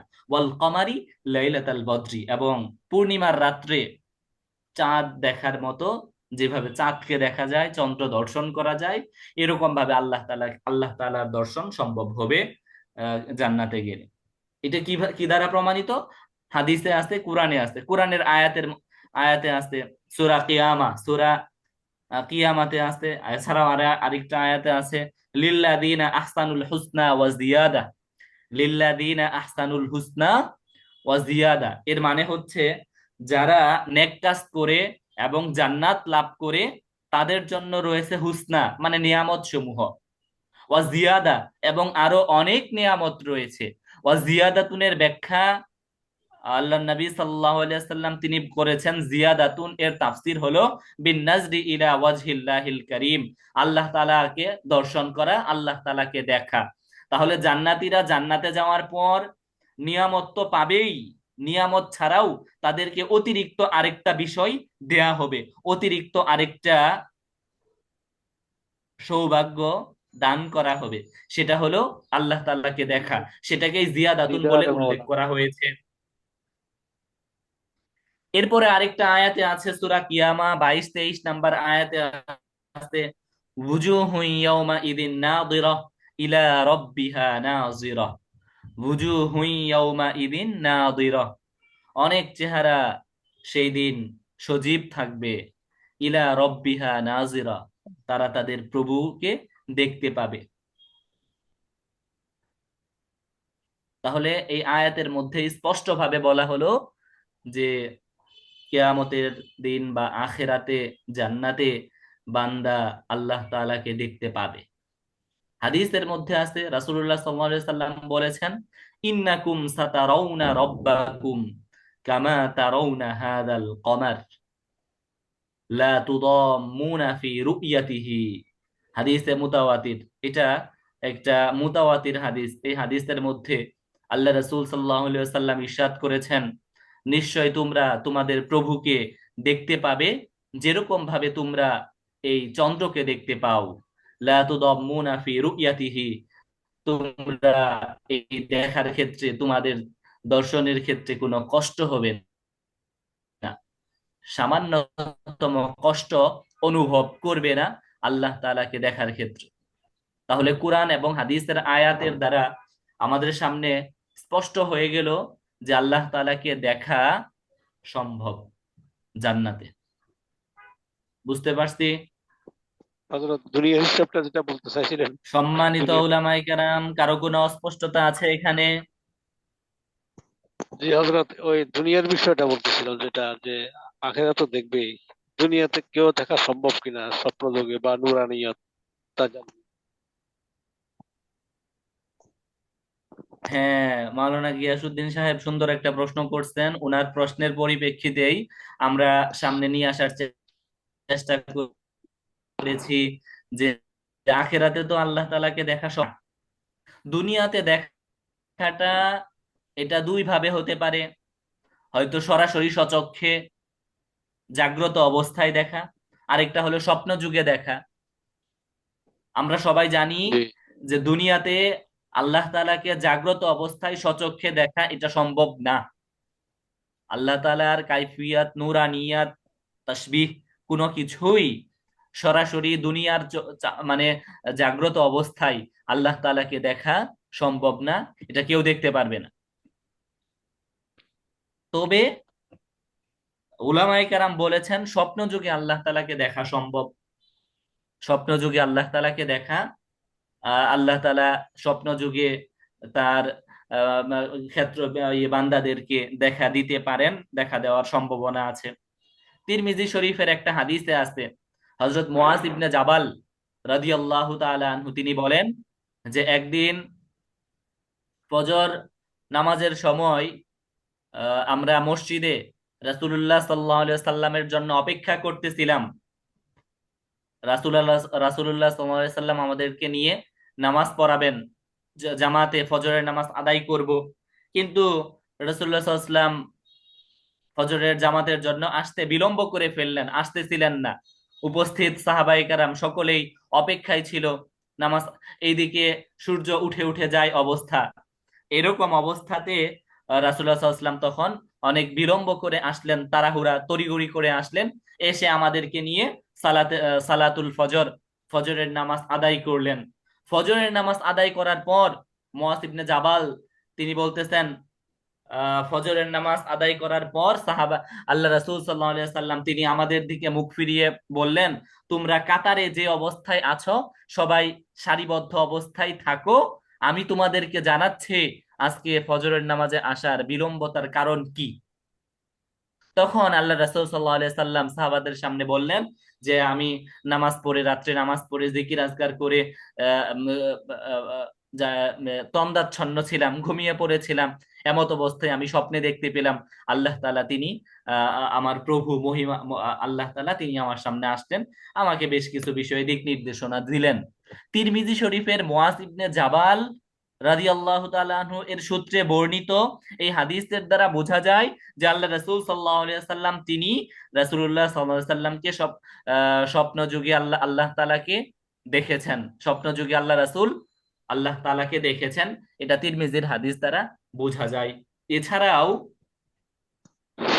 আরো উলামায়ে কেরাম তারা বলেছেন যে শুধু রাসূল নয়, আহ, আহ, আহ, আহ, উম্মতের সলেহ আইম্মা ইমামরা, নেককার ইমাম, মুত্তাকি, পরহেজগার উলামায়ে কেরাম তারাও আল্লাহ তাআলাকে দেখা সম্ভব, আল্লাহ স্বপ্ন যুগে আল্লাহ তাআলাকে দেখা সম্ভব। তবে মূল কথা হলো যে আল্লাহ তাআলাকে স্বপ্ন যুগে দেখার যে সম্ভব এটা আসলে হাকিকাতান দর্শন না। আল্লাহ তাআলাকে স্বপ্ন যুগে দেখা এটা নির্দিষ্ট কোনো আকৃতির মধ্যেও সীমাবদ্ধ না, এবং নির্দিষ্ট কোনো তাসবিহ কিংবা সাদৃশ্যতার মধ্যেও সীমাবদ্ধ না। এটা আল্লাহ তাআলাই ভালো জানেন কিভাবে স্বপ্ন যুগে তিনি তার বান্দার সামনে আসবেন, এটা তিনি ভালো জানেন। ওইটার কাইফিয়াত কিংবা তার তাসবিহ এটা আমাদের জানা নাই, তবে যিনি দেখবেন তিনি সেটা বলতে পারেন তার অবস্থা অনুযায়ী।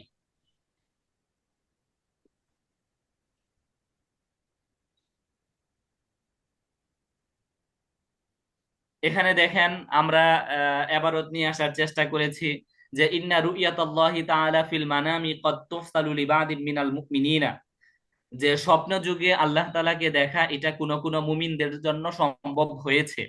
ফাকাদ যাকারান নববী ফি শারহি মুসলিম আনিল কাজী ইয়াজ, ইমাম নববী আমরা তো নাম শুনেছি, ইমাম নববী মুসলিম শরীফের প্রসিদ্ধ ব্যাখ্যাকার ইমাম নববী তিনি বলেছেন, কাজী আয়াজ থেকে বর্ণনা করেছেন যে আন্নাহু কল, কাজী আয়াজ তিনি বলেছেন যে ইত্তাফাকাল উলামা আলা জাওয়াজি রুইয়াতিল্লাহি তাআলা ফিল মানামি ওয়া সিহহাতিহা, উলামায়ে কেরাম সকলেই একমত যে স্বপ্ন যুগে আল্লাহ তাআলাকে দেখা সম্ভব এবং এটা যে বিশুদ্ধ নির্ভরযোগ্য, এই ব্যাপারে উলামায়ে কেরাম একমত।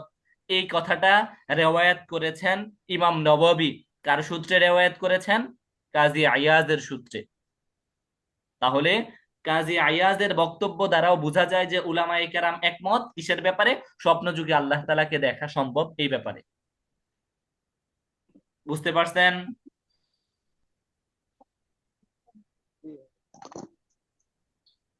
জি হযরত, জাযাকাল্লাহ। এরপরে দেখেন ওয়ালাইসাত হুনাকা সূরাতুন মুতাহাদ্দাদাতুন ইউরা বিহা, যে স্বপ্ন যুগে আল্লাহ তাআলাকে যে দেখা যাবে এটার কোনো নির্দিষ্ট কোনো সূরত আকৃতি নাই। লাইসাত হুনাকা সূরাতুন মুহাদ্দাদাতুন ইউরা বিহা, যেখানে নির্দিষ্ট কোনো আকৃতি নাই যেটা দ্বারা আল্লাহ তাআলাকে চেনা যাবে, দেখা যাবে। ফাকাদ জাআ ফি নাকদিল ইমাম আবি সাঈদ উসমান ইবনে সাঈদ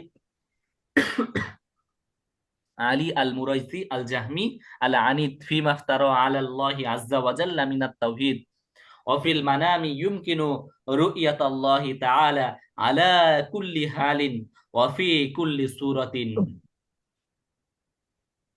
যে এই বক্তব্যের দ্বারা বোঝা যায় যে আল্লাহ তাআলাকে স্বপ্ন যুগে যে কোনো সূরতে, যে কোনো আকৃতিতে, যে কোনো অবস্থায় দেখা সম্ভব।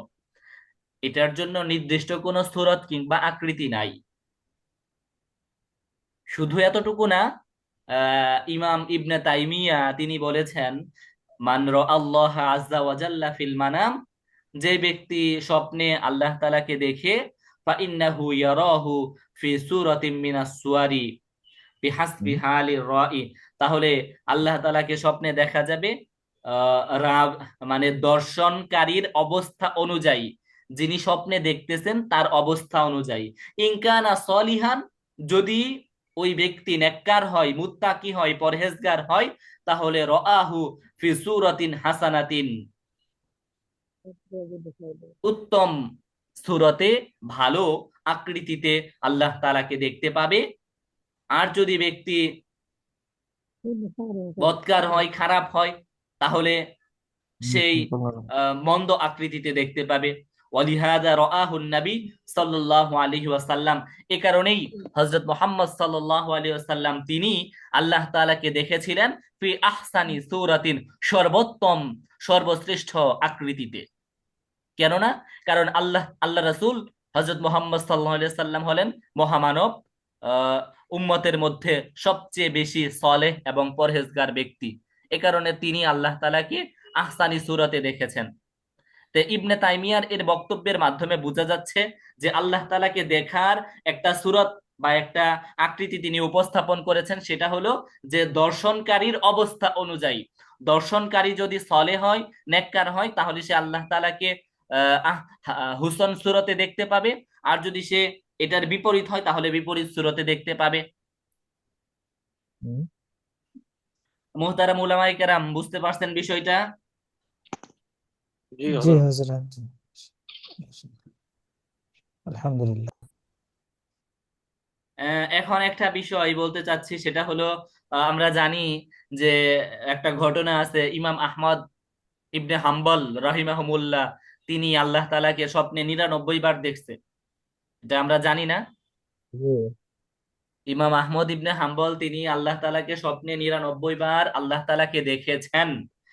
এই ব্যাপারে যে একটা ঘটনা বর্ণনা আছে, এই হেকায়েতটার ব্যাপারে আমরা একটু বলতে চাচ্ছি, এই ঘটনাটা আসলে কি নির্ভরযোগ্য কি না।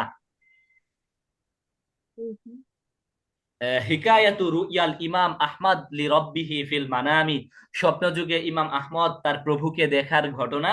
যাকারাহা ইবনুল জাজারি, ইবনে জাজারি তার কিতাব আন-নাসারের মধ্যে উল্লেখ করেছেন। এবং ইমাম আহমদের এই ঘটনাটা ইবনুল কাইয়ুম আল জাওজি তিনি মানাকিবুল ইমাম আহমদ এর মধ্যে উল্লেখ করেছেন। অফিত তাবসিরাতি, এবং তাবসিরা নামক কিতাবের মধ্যে উল্লেখ করেছেন। শুধু তাই নয়, শামসুদ্দিন জাহাবি তিনিও ইমাম আহমদ ইবনে হাম্বল এর ঘটনাটা সিয়ারু আলামিন নুবালা এর কিতাবে, সিয়ারু আলামিন নুবালা এর মধ্যে ইমাম আহমদ ইবনে হাম্বলের জীবনী আলোচনা করতে গিয়ে শামসুদ্দিন জাহাবি এই ঘটনাটা উল্লেখ করেছেন। আসলে ঘটনা হেকায়াত হিসেবে ঘটনার বর্ণনা আহ কিছু সংখ্যক মুসান্নিফ, সংকলক, তারা তাদের কিতাবে নিয়ে এসেছেন। ঘটনা নিয়ে আসাটাই ঘটনা নির্ভরযোগ্য হওয়ার দলিল না। আইম্মা জরাহ তাদিলের ইমামগণ বলেছেন যে আমরা এই ঘটনাটার ব্যাপারে তালাশ করেছি, নাহনু মা আমা তায়াসসারা মিনাল বাসতি, যে আমাদের জন্য যতটুকু সম্ভব আমরা তালাশ করেছি। লাম নাজিদ মিন তাআরুজিন লিহাদিহি রুইয়াতি বিজারহিন আও তাআদিলিন, যে তালাশ করে আমরা পেয়েছি যে এই ঘটনাটা কি সত্য নাকি মিথ্যা, কোনো একটা বিষয় পাওয়া যায় নাই। মানে এটা কেউ সত্যও বলেন নাই, আবার এই ঘটনাকে কেউ বানোয়াট মিথ্যা এটাও কেউ বলেন নাই, মাঝামাঝিতে আছে।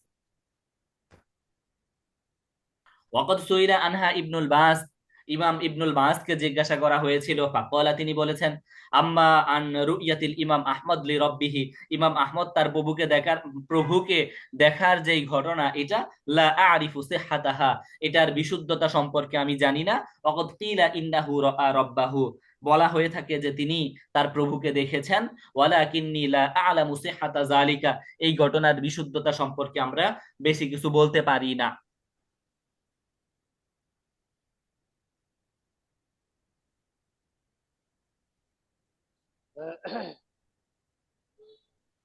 সুইলা শাইখ নাসির উদ্দিন আব্দুল করিম, শাইখ নাসির উদ্দিন আল আব্দুল করিম আল আকল, তাকেও জিজ্ঞাসা করা হয়েছিল যে স্বপ্নে, দুনিয়াতে থাকা অবস্থায় স্বপ্ন যুগে আল্লাহ তাআলাকে দেখা সম্ভব কিনা, এবং ইমাম আহমদ ইবনে হাম্বল তিনি আল্লাহ তাআলাকে দেখেছেন, এই ঘটনা সত্য কিনা। এই শাইখ নাসির ইবনে আব্দুল করিম তিনি বলেছেন যে স্বপ্ন যুগে আল্লাহ তাআলাকে দেখা সম্ভব, কিন্তু এই দেখাটা হাকিকি দর্শন না। লাইসাত রুইয়াতান হাকিকাতান, এটা হাকিকি দর্শন না। লা হিয়া মিন মিসলি রুইয়াতিল মুমিনিনা রব্বাহুম ফিল জান্নাহ, স্বপ্নযুগে আল্লাহ তাআলাকে যে দেখা হবে এটা জান্নাতে মুমিনরা আল্লাহকে দেখার মতোও না। স্বপ্নযুগে আল্লাহকে মুমিনরা জান্নাতে যে আল্লাহ তাআলাকে দেখতে পাবে সেটার মতোও না। ওয়ালা হিয়া মিসলু রুইয়াতিন নাসি রব্বাহুম ফিল মাহশারি, হাসরের দিন কিয়ামতের দিন মানুষরা যেভাবে আল্লাহকে দেখতে পাবে সেই রকম দেখাও না। এবং মেরাজের রাত্রে আল্লাহর নবী সাল্লাল্লাহু আলাইহি সাল্লাম আল্লাহকে যেভাবে দেখেছেন সেই রকম দেখাও না। ওয়ালা হিয়া রুইয়াতুন কলবিয়াতান ওয়ালা রুইয়াতুন আইনিয়াতান, সেটা অন্তরের দর্শনও না, আবার এটা চোখের দর্শনও না। তাহলে এটা কি? এই শাইখ নাসিরউদ্দিন তিনি বলতেছেন ইন্নামা হিয়া আদগাসু আহলাম, এটা হলো আদগাসু আহলাম, মানে স্বপ্নের দর্শন, কল্পনা জগতের দর্শন। ফাইদা রাআল ইনসানু রাব্বাহু ফিল মানাম আও ইদ্দাআ আন্নাহু রাআ রাব্বাহু ফালা ইউসাদ্দাকু ওয়ালা ইউকাযযাবু, সুতরাং যখন কোনো ব্যক্তি দাবি করবে যে স্বপ্ন যুগে সে আল্লাহকে দেখেছে, তার প্রভুকে দেখেছে, তাহলে তাকে সত্যায়নও করা যাবে না, আবার তাকে মিথ্যা প্রতিপন্নও করা যাবে না। এটাই হলো আমাদের অবস্থান। বুঝতে পারছেন? তো এই কথাগুলি তো আকীদার অন্তর্ভুক্ত না হযরত। না না, এটা আকীদার গুরুত্বপূর্ণ বিষয়ের অন্তর্ভুক্ত না। কেউ যদি আল্লাহ তাআলাকে দেখছে বলে দাবি করে স্বপ্নে, এটা সত্যও হতে পারে মিথ্যাও হতে পারে, তাই আমরা তাকে সত্যবাদীও বলবো না, আবার তাকে মিথ্যাবাদীও বলবো না। বলানো যাবে না।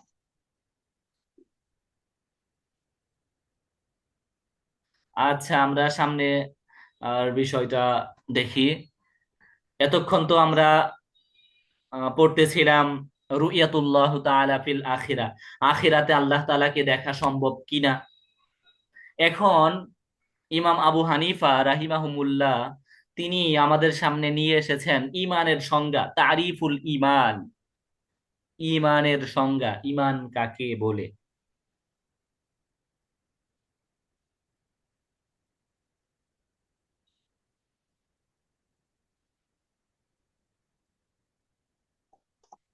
এবারত আমাদের পড়েন কিতাব মাওলানা কাউসার সাহেব।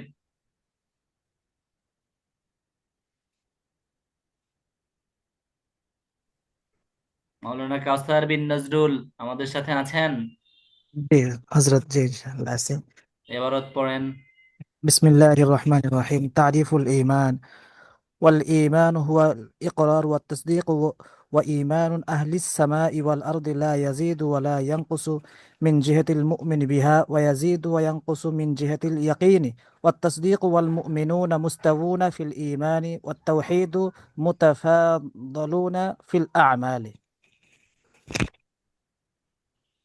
আচ্ছা, এখানে দেখেন ইমানের সংজ্ঞা বলতেছে, ওয়াল ঈমানু হুয়াল ইকরারু, ইমান হলো হুয়াল ইকরারু ওয়াত তাসদীকু, ইকরার মানে মুখে স্বীকৃতি দেওয়া, ওয়াত তাসদীকু এবং অন্তরে সত্যায়ন করা। তাহলে ইমান এর মানে হলো, ইমাম আবু হানিফা তিনি সংক্ষেপে বলতেছেন যে মুখে মৌখিকভাবে স্বীকৃতি দেওয়া এবং অন্তরে বিশ্বাস করা। অন্তরে বিশ্বাসের পাশাপাশি মুখে স্বীকৃতি লাগবে। ওয়া ঈমানু আহলিস সামাই ওয়াল আরদি, মুমিনদের ঈমান লা ইয়াজিদু ওয়া লা ইয়ানকুসু, ঈমান বাড়েও না কমেও না। মিন জিহাতিল মুমান বিহা, ঈমানদার হিসেবে মুমিনদের ঈমান এটা বাড়েও না কমেও না, ঈমানের প্যারামিটার এক জায়গায় থাকে। ওয়া ইয়াজিদু ওয়া ইয়ানকুসু মিন জিহাতিল ইয়াকিনি ওয়াত তাসদীকি, তবে এটা গুণ হিসেবে বাড়ে এবং কমে। হামিন হাইসিয়াতিল ইয়াকিন ওয়া হাইসিয়াতিত তাসদীক, তাসদীক ইয়াকিন এবং তাসদীকের হিসেবে বাড়ে এবং কমে। মানে কারো বিশ্বাস, একজন আরেকজনের মধ্যে বিশ্বাসের মধ্যে তারতম্য হতে পারে। একজন সচক্ষে দেখে বিশ্বাস করলো, আরেকজন শুনে শুনে বিশ্বাস করলো। একজন দেখে বিশ্বাস করলো, আরেকজন শুনে বিশ্বাস করলো। একজনের ইয়াকিনটা যে দেখে বিশ্বাস করলো, তার ইয়াকিনটা যে শুনে বিশ্বাস করলো তার চেয়ে উপরে, এই তারতম্যটা আছে। ওয়াল মুমিনুনা মুস্তাউনা ফিল ঈমান, ঈমানের ক্ষেত্রে সকল মুমিন বরাবর। ওয়াত তাওহীদু মুতাফাদিলুনা ফিল আমাল, তবে আমলের ক্ষেত্রে তারতম্য হয়। আমলের ক্ষেত্রে ইমাম আবু হানিফা রাহিমাহুল্লাহর সময় যেহেতু মুতাজিলা এবং খারিজিদের ফিতনা বেশি ছিল, আহ এই কারণে তিনি তখন বলেছেন যে ইমান বাড়েও না কমেও না।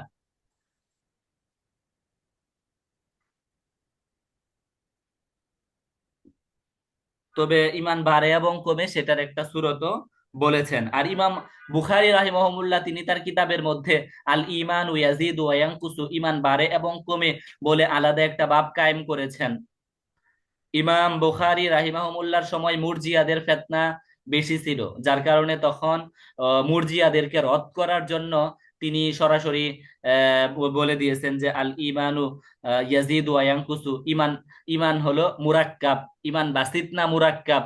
এই যে যে একটা আলোচনা, ইমাম বুখারী বলেছেন যে ইমান হলো মুরাক্কাব, এটা মুরজিয়াদেরকে রদ করার জন্য।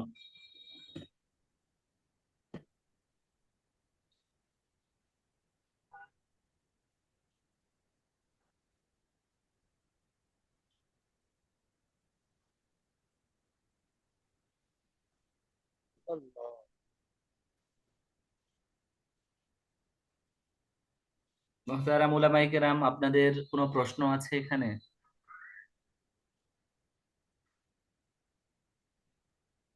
আহলুস সামাই ওয়াল আরদি, আহলুস সামাই ওয়াল আরদি দ্বারা উদ্দেশ্য হলো জমিনবাসী এবং আসমানবাসী, মানে জমিনে যারা থাকে, মানুষ, মানব জাতি, দানব। আহলুস সামা আহলুস বলে জিন জাতি, এটা উদ্দেশ্য হতে পারে। আবার মালাইকা, মালাইকা, ফেরেশতা এগুলাও হতে পারে, অথবা অন্য কোন জীবজন্তুও হতে পারে উদ্দেশ্য। ফেরেশতাদের ঈমান তো শুধু বাড়ে, কমে না। হ্যাঁ, যে ফেরেশতাদের ঈমান শুধু বাড়ে আর কমে না।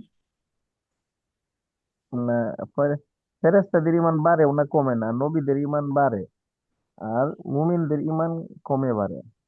হ্যাঁ, কমে পারে।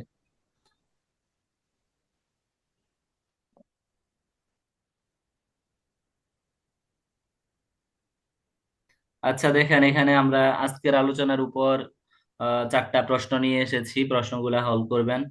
আসবিত আকিদাতা রুইয়াতিল্লাহি তাআলা ফিল জান্নাতি বিল আদিল্লাতিশ শারঈয়্যা, মানে জান্নাতে আল্লাহ তাআলাকে দেখা সম্ভব, এই আকীদা দলিলের শারঈ দ্বারা সাব্যস্ত করতে বলা হয়েছে।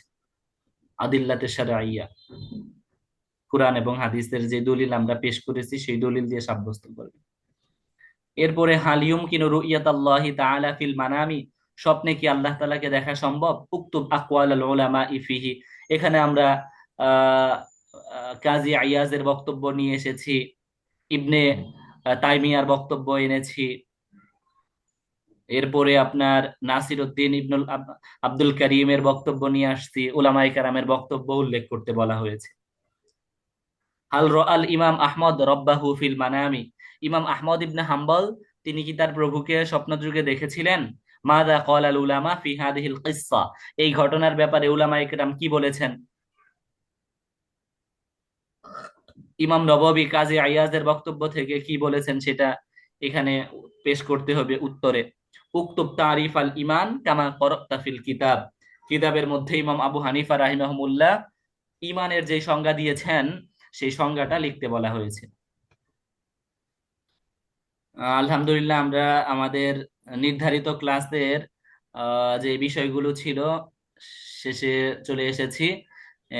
এ পর্যায়ে আপনাদের কারো কোনো প্রশ্ন আছে কিনা?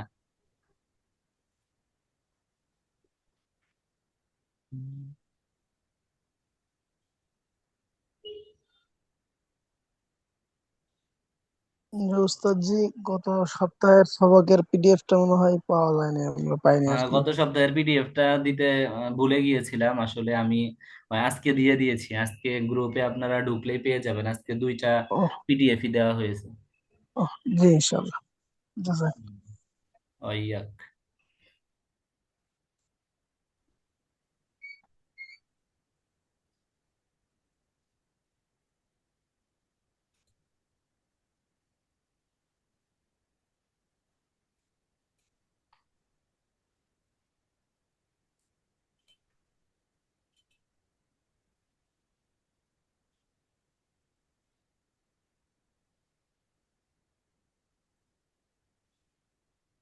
মাওলানা গিয়াসউদ্দিন সাহেব, কোনো প্রশ্ন আছে?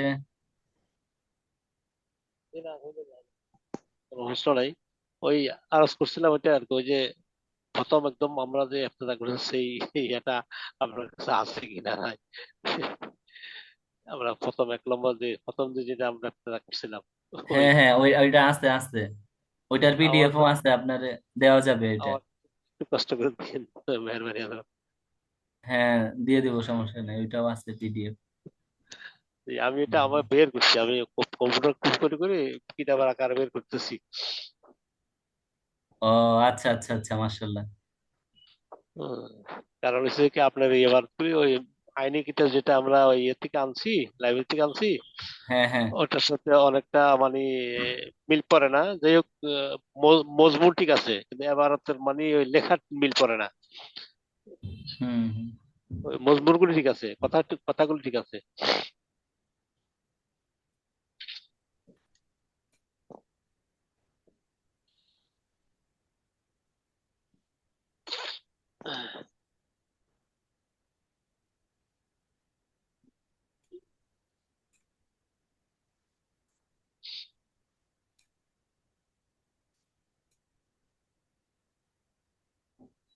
আশা করি আর কারো কোনো প্রশ্ন নাই।